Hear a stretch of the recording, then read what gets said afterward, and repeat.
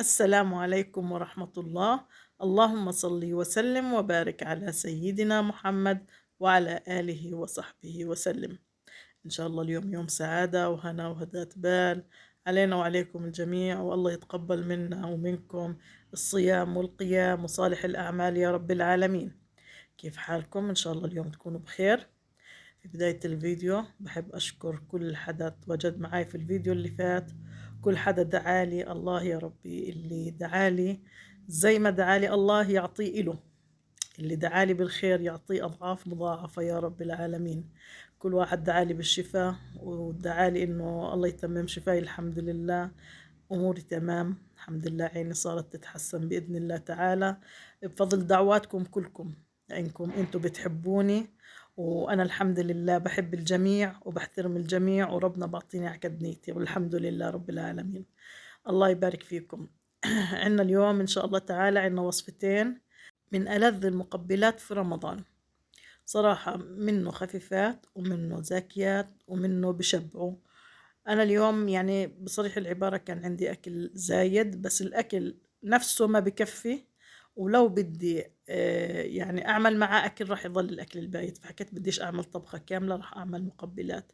فراح نعمل معانا في البداية أول شغلة راح نعمل اللي هو تشوربة العدس بالخضار، وأنا هاي الطريقة معتمدها من أيام أمي الله يرحمها. بنحب نحوس البصل بصلة صغيرة، مع كمان حبة بطاطا صغيرة، مع حبة جزر حبة أو حبتين حسب ما بدكم، يعني اللي بدكم إياه، والكمية حسب العيلة. طبعا مع كاسة عدس، يعني أنا مش مكثر الكمية، هاي الكمية يعني إنها بس إنها لحالنا، يعني لصحنين أو لشخصين خلينا نحكي. فحوست البصلة وحوست معاها اللي هو الجزر، وطبعا البصلة البطاطا، وخليتهم شوي يتذبلوا. بعدين ضفت عليهم العدس ونفس الاشي حوست العدس معهم. هاي زمان كنت اعملها كثير، وكنت لما اعملها لاخواني ما يرضوش ياكلوها، صاروا يحكوا لي لا بنحبش يكون مع العدس اشي وخلي العدس لحاله. فكنت اطحنه بالبلندر، او زمان كنا بالشاف ما كان في بلندر عندي، احطه بشاف المولينكس واطحنه. بس اطحنوا يكيفوا عليه، صاروا يحكوا العدس زاكي والعدس زاكي. فالله يرحمه ابوي شو يحكي لهم، انتوا بتحبوا اللي بيضحك عليكم، يعني انه لو يشوفوا الجزر ويشوفوا البطاطا في العدس بوكلوش، اما لما يشوفوه مطحون بوكلوا. ضل يحكي له انتوا بتحبوا اللي بيضحك عليكم. وفعلا العين اللي بتاكل، يعني في ناس بيعجبها منظر الاشي ما بيعجبها يعني يكون فيه خضار. فهاي كانت اول وصفة. طبعا اول اشي مغذية، ثاني اشي زاكية، ثالث اشي خفيفة على المعدة. والعدس من الشوربات اللي تعتبر كمان برضو من الأساسيات في رمضان، يعني في ناس بيحكوا لك إحنا لازم كل يوم نعمل شوربة عدس. فهاي أنا كانت الوصفة الأولى، وإن شاء الله إنها طريقتي تعجبكم، مع إنها يعني طريقة أغلب الناس. وكمان بدنا نعمل مع بعض وصفة ثانية اللي هي تبولة الشمندر. أنا ما صار لي زمان عاملها معكم، يمكن من تقريبا شهرين، أكتر شهرين وشوي. برضو زاكية وكثير يعني خفيفة وكلها فوائد. فحبيت إنه أبلش بالعدس، مع إنه أنا كنت أعمل فيهم مع بعض يعني الصراحة، بس حبيت إني أعملهم متواصلات. فهون بعد ما تقريبا استوى العدس راح أضيف عليه الملح وأضيف عليه مكعب ماجي، وضفت عليه كمان شوية بهارات مشكلة. هاي الشغلات اللي ضفتها عليه بس. ما حطيت عليه زيت لأنه أصلا إحنا حايسينه بزيت. هي هون حطيت الملح، مش عارف ليش كان متأخر بالتصوير.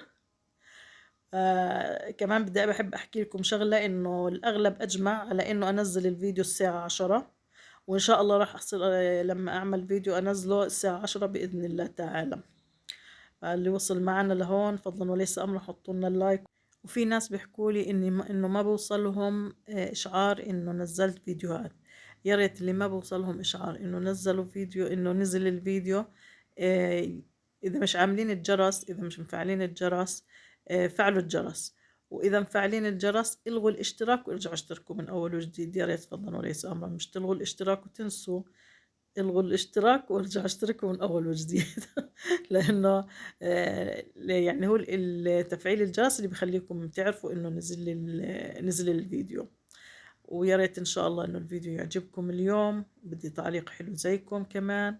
هاي هون يعني طبختنا صارت شبه جاهزة، يعني ما شاء الله شوربة العدس يعني بدهاش حكي، شوربة غنية بالمعادن وكلياتها ما شاء الله عنها. احكوا لي شو بتحبوا الطبخات، شو بتحبوا الشغلات الأساسية اللي تكون عندكم في رمضان، شو أهم الأكلات اللي بتكون في رمضان. هسا هون أنا كنت مفكر حالي بصور وكاين مش مشغل الكاميرا. البرغل حطيت كاسة برغل، حطيت عليها تقريبا حبتين ليمون معصورات، وحطيت عليها دبس رمان وخليتهم ينقعوا. طبعا البرغل كنت غاسلهم. بحكي لكم هاي دبس الرمان. طبعا هون البرغل منقوع. هون عنا الشمندر برشته، حبتين شمندر بالعدد، حبتين يعني وسط. وهون بقدونس ونعنع وبصلة صغيرة. وهون كمان معانا الرمان. وفي معانا كمان الجوز برضو كمان مفرمه على الإيد، أحسن يكون فرم خشن، وزيت الزيتون طبعا. فهون بنخلي هسا البرغل لما يشرب الليمون والدبس الرمان عشان نضيفهم على بعضهم، لازم يعني إنه يكون شربهم أساس يعطي النكهة. صراحة كثير زاكية، واللي أكلوها عندي كيفوا عليها، واللي جربوها على هاي الطريقة كمان حبوها. في ناس بسلكوها، أنا ما بسلكها. وفي ناس بسلكوا، يعني أنا قصدي عن الشمندر، بسلكوا الشمندر.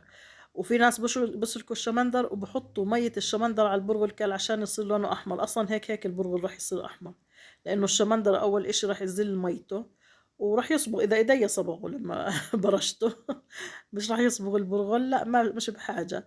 وبحكي دايما أنا هاي الوصفة الحلو فيها إنه ولا إشي فيها مطبوخ، كلياته طازة وني زي ما هو. فهذا كمان ما بكون فاقد يعني كل خواصه فيه، يعني كل الفوائد الغذائية بتكون متواجدة فيه، يعني لا انطبخ لا انسلك لا تعرض لحرارة. هاي كمان من الشغلات اللي بتخلي الأكل الفايدة تاعته تضلها فيه.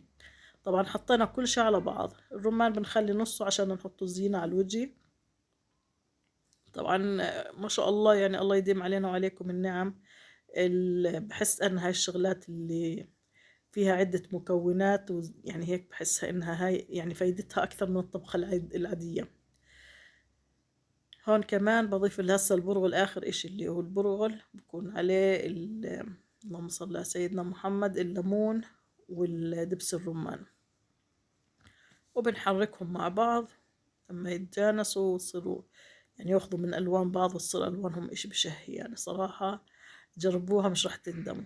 اللي بحب التبولة راح يعني يعتمد هاي أكثر من التبولة العادية. يعني أنا صراحة صرت أحبها أكثر من التبولة العادية، مع إنه الرمان صاير غالي. والله السنة راحت علي في موسم الرمان. كان رخيص، وحبيت إني أجيب لي كمية وأحط بالفريزر. وسبحان الله خلص ما بعرف شو التهيت وراحت. وصل الرمان إنه يعني في مرة من المرات اشتريته الكيلو بنص دينار. وأخذت من عند واحد رمانات كانوا يعني حبتهم كبيرة، بس فرطناهم سبحان الله وأكلناهم. يعني في مرات الواحد بين عباله بس ياكل هيك عادي. وظلت أحكي بدي أرجع أجيب وأحط بالفريزر، وراحت. هسه صار كيلو الرمان بدينار ونص. شوفوا هم بعد ما شاء الله حركتهم، شو الألوانات تاعتهم بتشهي. رجعت حطيت عليهم كمان شوي دبس رمان. ما شاء الله الدبس الرمان هاد طلع يعني 100%، الحمد لله توفقت فيه. وطبعا ضفت عليه زيت زيتون كمان، وهاي كمان ليمون كمان. يعني تقريبا حطيت عليهم حبتين ونص ليمون، لأنه الليمون يعني ما شاء الله فيه مية هسه. بس برضو الليمون السنة ما رخصش. العام مثل هاي الأيام كنت ما شاء الله مفرز ليمون كميات. السنة ولا رخص الليمون نهائي. فسبحان الله، يعني الله يجيب لي فيه الخير. هاي هون حطيت الزيت. هون بفكر حالي إني أنهيت. هسه شوفوا كيف لما أجي أحكي لكم إنه خلص هيك تمام بتذكر شغلة مهمة. مين حزر إيش ما حطيت، إيش حطيت على التبولة. اللي حزر يحكي. هسه هون بحكي لكم خلصت، لا لسه. هيك بحكي معها لا لسه. يضل الملح. طبعا انا هذول المرطبانات اشتريتهم، وسبحان الله كل ما بدي اصور لكم اياهم بصير اشي وبلتهي وبتروح. فلسه ان شاء الله بدي اورجيكم اياهم، واورجيكم بدل مرطبان القهوة اللي انكسر عندي كمان جبت مرطبانات. كانوا مرتبات. اللي حدا يحكي لي شو رأيه هذا المرطبان زي ايش بذكره. اللي بدي يحكي لي زي ايش بذكره بكون من الجيل القديم. هون بعد ما حطينا الملح، طبعا التمليحة عادية مش كثير ولا شوي. ان شاء الله يكون عجبكم الفيديو. احكوا لي كيف مسويين في رمضان. اليوم ثالث يوم رمضان. الله يا ربي يتقبل منا ومنكم الصيام والقيام وصالح الأعمال يا رب العالمين، ويهدي بالنا وبالكم، والله يجزيكم الخير كلياتكم على المتابعة. شوفوا هون ما شاء الله بعد ما خلصوا حطيت على وجهها شوية جوز وشوية رمان، ما شاء الله النكهة إشي بشهي، يعني عن جد إشي زاكي زاكي. يعني أنا لولا بدي أخلص الأكل اللي كان بايت عندي ولا بديش أحط الأكل وبس أبلش فيها. وهون عنا العدسات شوفوا كيف صاروا ما شاء الله، هم لاخات بدون إشي بس خلص لازم عشان نطحنهم مزبوط. فهون اجيت بدي احطها، تذكرت اني مشغل الموقدة فحكيت خليني اطفيها وارجعها. فهون بلشت اشغل فيها، في البداية مش راضية تشتغل، ما عرفتش شو قصتها، بعدين اشتغلت مرة واحدة لحالها، مع اني زمان اني مش مشغلها مش عارف ليش.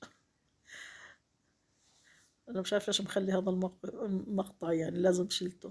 يلا بسيطة. هسه هون بلشت تطحن، لما طحنت شوفوا ما شاء الله كيف بيصير شكلها، يعني عن جد بصير هيك. مرة في كان زمان هذا الحكي، يعني كانت أمي الله يرحمها موجودة، إجوا ناس عنا على الفطور، كانت رمضان الدنيا، وله لما قدمنا لهم يعني حطينا الفطور قدمنا العدس، وله هو بيحكي الزلمة بيحكي لمرته اسأليها شو نوع العدس اللي بيجيبوه، شو الباكيتات اللي بيجيبوها. فجاية بتسألني بكل ثقة يعني ايش نوعه، نون ولا ايش؟ بحكي لها ايش نون؟ لا بتحكي لي باكيتات، اللي بحكي لها اي نون. بحكي لها هذا احنا بنعمله في الدار، تحكي والله فكرناه باكيتات. شايفين كيف بكون زي المهلبية قوامه. إن شاء الله الفيديو اليوم يعجبكم، فضلا وليس أمرا اللي وصل معانا لهون يحط لنا اللايك، يا ريت كمان تعليق حلو زيكم، تشيرونا للقناة، مش مشتركين معنا يشتركوا. الله يجزيكم الخير، والسلام عليكم ورحمة الله.